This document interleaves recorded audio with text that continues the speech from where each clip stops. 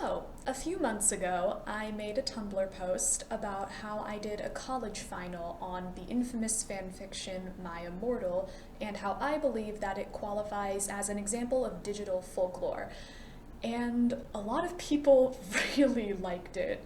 So much so that I began getting inundated with requests to upload the original video from the Zoom class.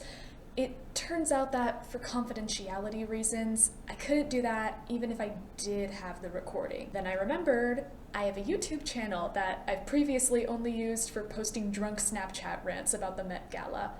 It wound up all working out because as I sat down and began rewriting that presentation for this video, I realized there was a lot more about the topic that I wanted to talk about and hadn't been able to in that original 10-minute time slot. So without further ado, here is the, for some strangers on Tumblr anyhow, long-awaited extended cut of the My Immortal college final.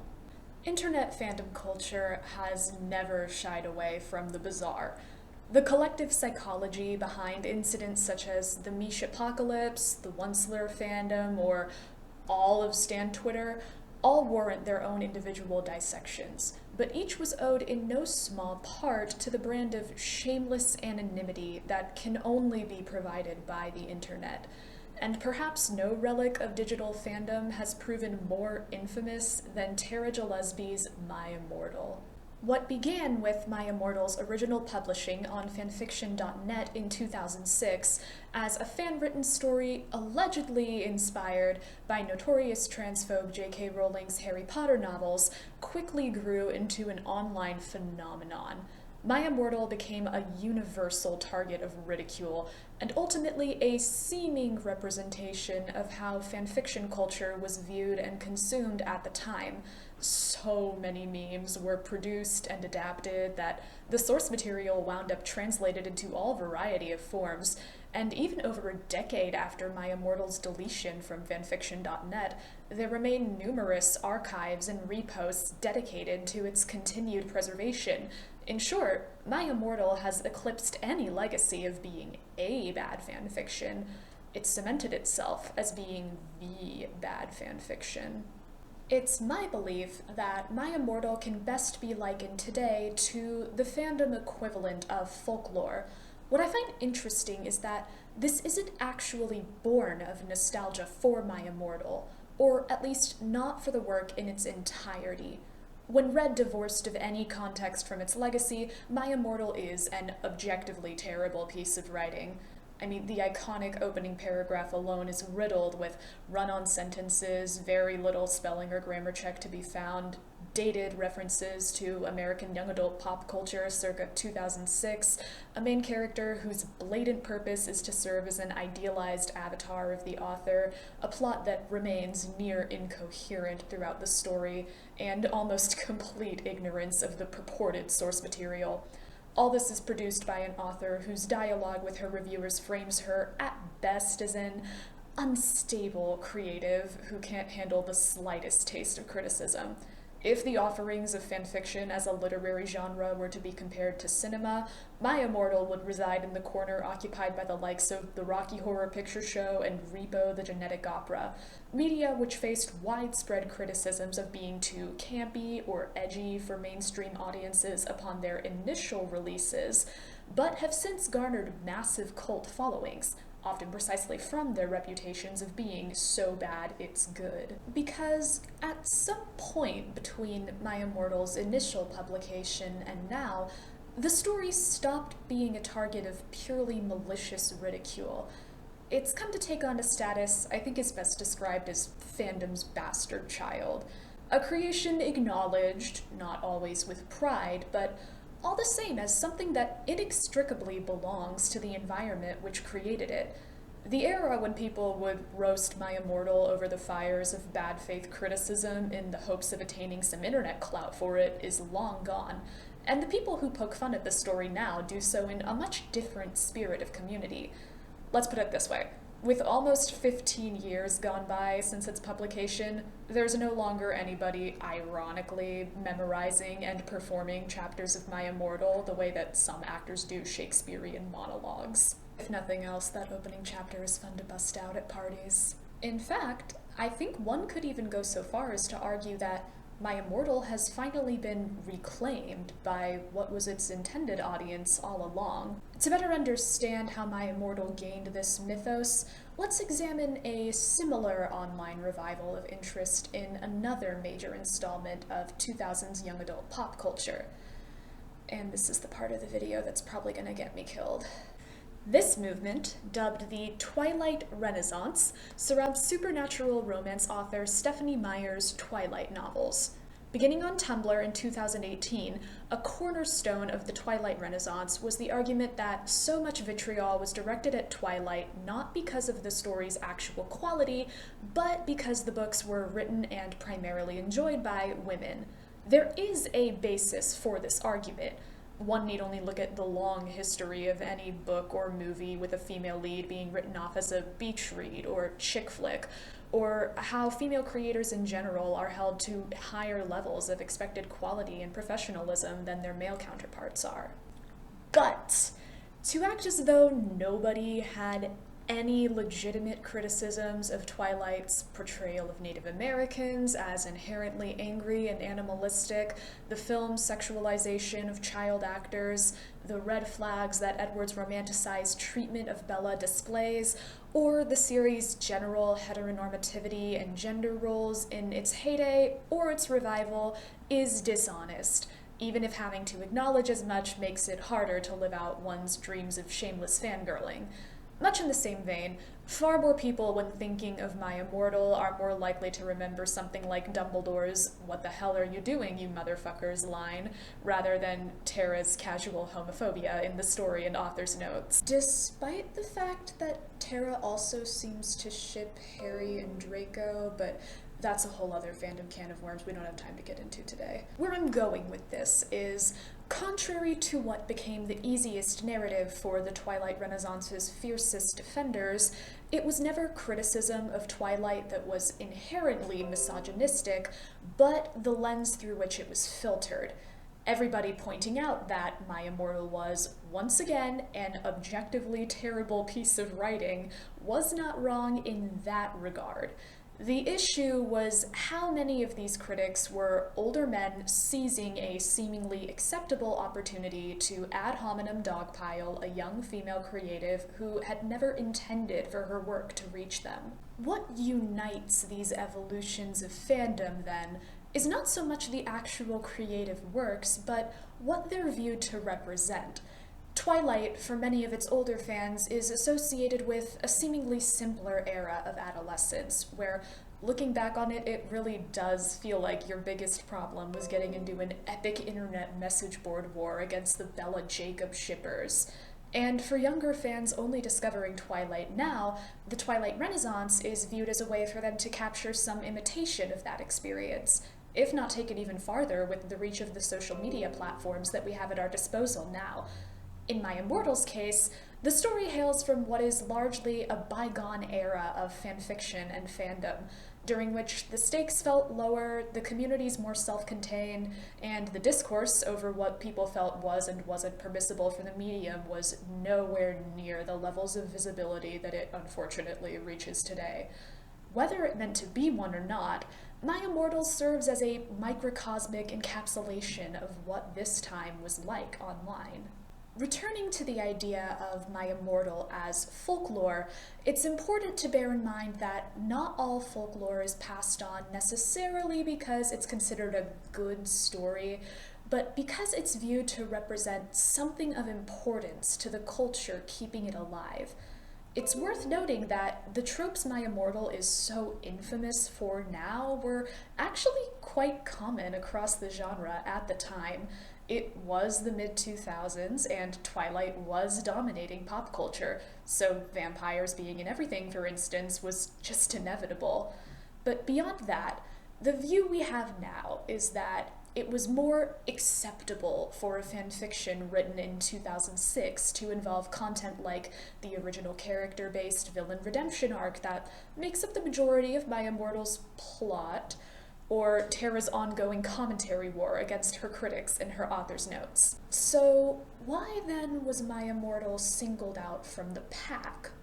I don't believe there was any one reason. However, My Immortal did have to gain a reputation within the Harry Potter fandom for being terrible before it could gain that reputation beyond it. And My Immortal's publishing just so happened to line up with the fallout of another significant fandom scandal. This full story is an extensive amount of separate insanity from this one, but the short of it is that in the early 2000s, Harry Potter fans had a much larger presence on individual fan sites and LiveJournal. These groups tended to operate on rather insular policies, with the lines often being drawn based on what characters from the series one endorsed being paired romantically or shipped with each other. This all changed when a LiveJournal user by the name of Miss Scribe rolled into town and raised a bit of a fuss. In the aftermath, multiple well-established fan communities had been completely destroyed, and many Harry Potter fans who hadn't erased their entire online presences by this point decided that a fresh start might be in everyone's interest. At the time, fanfiction.net seemed like one of the best platforms to which people could migrate. There was one key difference between the fan site and LiveJournal posting format and fanfiction.net, though. On the former, fanfiction rarely tended to see traffic beyond the communities that it was initially shared within, unless the author cross-posted the story to other platforms. On fanfiction.net, any published story was fair game for anyone browsing the Harry Potter archive, especially if it was popular and saw frequent updates. Now, in the midst of this mass fandom exodus collecting many more fans on one website, enter My Immortal. And no, I don't believe that this influx of fans uprooting to fanfiction.net was single-handedly responsible for the amount of attention that My Immortal received, but it brought many more eyes to the story than there might have otherwise been. What's also important to understand is that My Immortal might have been the fanfiction that landed in the most people's sights, but in every sense of the phrase, it was a product of its time. My Immortal was not the only fanfiction of its kind being written in 2006, but similar earlier published stories were buried in the wake of how many outside fans arrived and began uploading their own content all at once, and it's safe to say that the amount of ridicule My Immortal ended up facing didn't do much for its genre's longevity and popularity. I also have my doubts as to whether My Immortal would achieve the same notoriety on a more modern fanfiction hosting website like Archive of Our Own. The fanfiction culture of today is something of a paradox. Openly admitting that one enjoys consuming and writing it is much more normalized, but the genre is still acknowledged as being an amateur one. Yet it has, all the same, been elevated to a higher standard of expected quality, largely owing to this increased public attention and accessibility, as well as authors like E.L. James filing the serial numbers off their fanfictions and turning them into multi-million-dollar franchises, but if I talk about that for too long, I will start to spontaneously combust. And this would all be far into the future. A more immediate effect that I believe My Immortal had is that the initial denunciation of the story directly contributed to the heightening of fandom cringe culture. It was around this time when harmless practices, such as fans making OCs and placing them into canon, or writing stories where a reader's self-insert is romanced by a canon character, suddenly became seen as the single worst abominations that were rotting fandom from the inside out and had to be ridiculed into oblivion. While the term Mary Sue, for instance, was coined long before this era of fandom to characterize the perfect author avatar OC who could do no wrong, it was now being weaponized against anything that so much as hinted cringe. And what constituted cringe was very much in the eye of the beholder. This wound up being disproportionately directed towards creators matching the demographic of Tara Gillespie, young girls. many of whom were sharing their first creative endeavors inspired by things they were passionate about and containing no small degree of self-empowering wish fulfillment. And trust me, I fought in the Mary Sue Wars. I was there, Gandalf. I was there in the roleplay message board trenches. These creators uploaded their works to a more cynical, post-My Immortal internet fandom space, and while they might not have garnered much attention before, they now promptly faced hordes of derision over details as trivial as a main character having rainbow hair. And none of this was in the spirit of constructive criticism, it was just plain mockery, directed at targets who wouldn't really have a way to win even if they did try to fight back. I think the real tragedy here that often gets overlooked is that this was the next generation of fandom creators who spent our formative years in these communities agonizing over whether we were doing something wrong by writing what made us happy. It would take internet media criticism another several years to begin recovering from this special equals bad if woman mentality, which primarily began to lose hold as more media featuring and helmed by women achieved popularity. It's slightly easier to take these shows for granted now, but something like She-Ra and the Princesses of Power, for instance, would not have happened 10 years ago. I mean, hell, Korrasami wasn't even 10 years ago, and if you remember how the internet felt about Korra back then, you remember what a game changer that final season was. While fandom attitudes towards the medium might vary, though, one of the greatest appeals of fandom has always been its defiance of individual ownership, and fanfiction serves as perhaps the best example of this philosophy. Nobody has to buy fanfiction or pay for a membership to any online archive in order to enjoy it. There have even been corporate attempts to monetize fanfiction which failed because of how protective fandom remains over the philosophy that, yes, fanfiction should be accessible to anyone.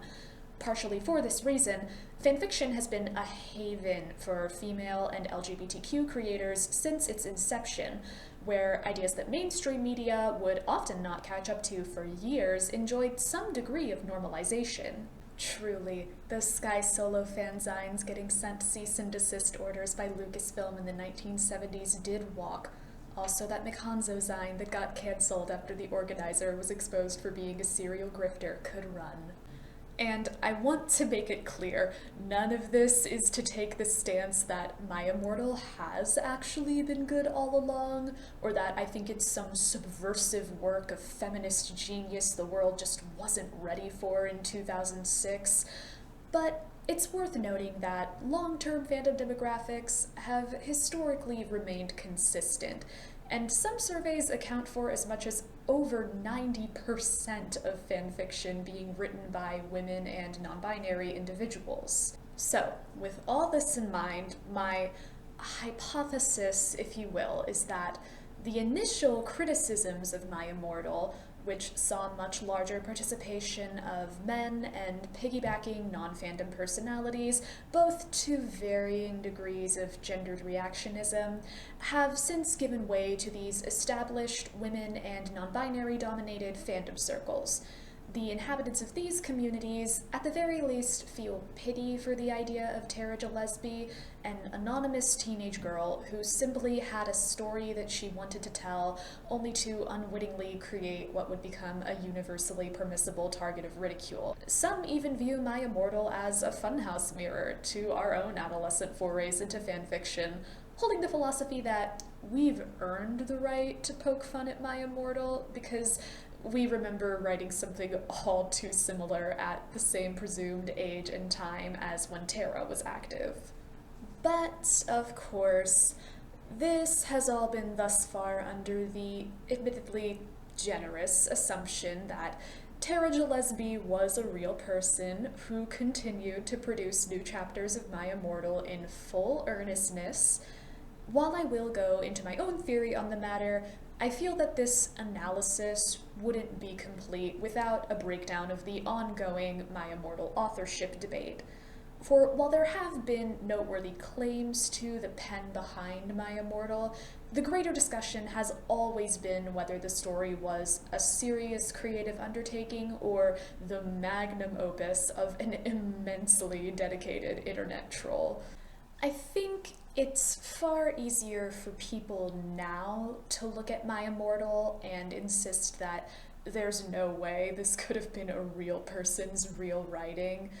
But what I feel this assumption doesn't fully consider are the online presences of Tara and her beta reader Raven, as well as the story's original publication period. Followers of Tara's author's notes throughout My Immortal pick up on an on-again, off-again feud between Tara and her best friend Raven, which goes so far as affecting the story's quality, since the chapters that Raven presumably didn't edit are even more incomprehensible than the ones she did. Side note, but if you've never paid much attention to these author's notes, they're easily one of the funniest parts of the story. They seem to be fighting over Raven stealing Tara's My Chemical Romance poster, to which Tara retaliates by killing off Raven's self-insert character and replacing her with goth Hermione in the story, only to bring her back with no reference to previous events after Tara and Raven make up. It's a lot. Anyways, both of these personas had fanfiction.net profiles that were continually maintained alongside the story, and both these profiles and the story were being updated on a somewhat consistent basis for over a year. My Immortal also featured a notable, if rarely lucid, attempt to write an overarching plot. This would have together just taken a massive amount of effort and dedication that, in my confessed personal experience, many trolls are not willing to commit to for the brief notoriety that it might gain them. My Immortal's earlier chapters are also, by comparison, significantly more grounded, for lack of a better word, when compared to what the plot escalates into by its penultimate final chapter anyways. I really feel like I cannot emphasize enough how stories where an obvious author self-insert attended Hogwarts as a Slytherin for the express purpose of dating a barely recognizable from canon Draco Malfoy were their own genre of Harry Potter fanfiction in the mid-2000s. I mean, the one that I wrote was about Bellatrix, but I was a special child. It's not until several chapters into the story that things really begin to go off the rails from this either. My personal belief is that Tara initially published My Immortal in earnest, but as a result of the attention that the story received, she began to write its later chapters in a more satirical nature, where they started to feel more deliberately ridiculous. This explains why the Ebony Draco Harry love triangle that begins as the story's A-plot gradually degenerates into a feeling that Tara is now throwing everything at the wall to see what sticks, and why so much of what people remember from My Immortal comes from this first arc, where the story was, in theory, still organically terrible. As anyone who has ever tried to do so can confirm, after all, it is much harder to write something deliberately bad than unintentionally bad, especially if your goal is to not give away the game. And to cover all of our bases while we're here, let's also briefly recap the two most notable authorship claims and subsequent debunkings. I won't, however, be speculating anything in regards to the hacker chapters, as there's much less to go off of regarding them, and enough unrelated people have presented proof of accessing Tara's or Raven's fanfiction.net accounts over the years that we can assume they must not be terribly difficult to get into. If you're curious, though, my personal theory is that the hacker chapters were just another piece of Tara's steadily escalating performance art. The first possible lead to both Tara and Raven's identities appeared on YouTube in early 2009 from an account named XX Bloody X Kiss XX. So yeah, that fit the bill. The video, a shout out from Tara and Raven, featured the two titular girls dressed and acting in stereotypical goth fashion, who would have been the presumed age of My Immortal's Tara and Raven. Remember, this was only about a year after the story stopped updating. When the girls were eventually tracked down, though, both denied any relation and confirmed the video to have been made as a joke. I'd be lying if I said I didn't still watch it every New Year's Eve, though. I also feel like it's worth noting that in both cases, it is highly likely these nicknames were chosen in reference to characters from Buffy the Vampire Slayer, which was a truly formative TV show for any aspiring 2000s goth. Now, the most infamous claim happened in 2017, when young adult author Rose Christo came forward on Tumblr as Tara Gillespie. She weaved an epic story involving her Native American heritage and her search for her brother after they were separated by the New York State foster care system. Christo had written My Immortal, you see, in a bid to try and create something so despised by the internet that it would somehow be able to attract her brother's attention, although she never explained exactly how this was supposed to happen. As for why she was revealing herself now, well, that was because she had been picked up by a major publisher to write a memoir about the true story. Christo claimed that she had verified her authorship by producing the email attached to Tara's fanfiction.net account, as well as the original flash drive that the first several chapters of the story were still stored on. It's worth mentioning that neither of these she ever shared with the class. And I remember how much it felt like the entire internet was losing its mind about this. Like, I was rushing to text my 2 friends who I knew would actually care that we had finally found the author of My Immortal. Needless to say, this was all blatant lies. To add insult to injury, the one who definitively debunked Christo was her brother, who confirmed that not only were he and Christo white, but that any distance between them was by her choice. There has been some discourse over whether he should have gone about this differently because it led to Christo getting doxxed, but she backpedaled on her claims immediately and was obviously dropped by her publisher. She's since vanished from social media, and while she never outright admitted to lying about her authorship, the surrounding circumstances have cast its validity into severe doubt. Certainly, the way I see it, a person who's willing to race fake for the sake of a book deal probably isn't someone whose word we should be taking at face value on pretty much anything else. And it's been 15 years since My Immortal was published. There are a handful of other people throughout that time who have made claims to the story, but for the most part, these have either failed to produce anything worth following up on, or they were obvious bids for attention from the start. What I find more fascinating is that any authorship claim seems fated to escalate into a tale of similar infamy as the original story. I mean, somewhere out there, someone lives every day with the knowledge that they are the true author of My Immortal. But even if they were to come forward, who's to say at this point it would be as easy as a simple, "Yeah guys, it was me." If there was anything at all to be learned from what happened with Rose Christo, anybody who has the platform to make that claim isn't being stopped from doing so. I mean, there's about as much likelihood as anyone else that I'm the author of My Immortal.